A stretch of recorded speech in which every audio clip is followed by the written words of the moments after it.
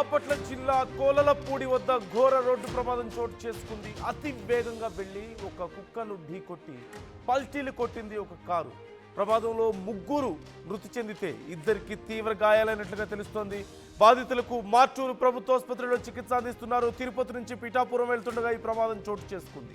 మృతులు హేమంత్, లక్ష్మణ, వెంకట సుబ్బమ్మగా గుర్తించారు. వేగంగా వెళ్తున్న కారుకి ఒక్కసారిగా కుక్క అడ్డు రావడంతో ఆ కుక్కను ఢీకొట్టిన తర్వాత కారు పల్టీలు కొట్టినట్లుగా తెలుస్తోంది. మనం స్క్రీన్లో చూస్తున్నాం. ఆర్టీవీ మీకు ఎక్స్క్లూజివ్గా చూపిస్తోంది. మేము చూపిస్తున్నటువంటి విజువల్స్ కానీ వార్త కానీ చూడడానికి కొంచెం కష్టంగా ఉండొచ్చు. సున్నిత మనస్కులు కలవరపడవచ్చు. జాగ్రత్తలు తీసుకోవాలని ఆర్టీవీ మీకు సూచిస్తోంది. User discretion is advised.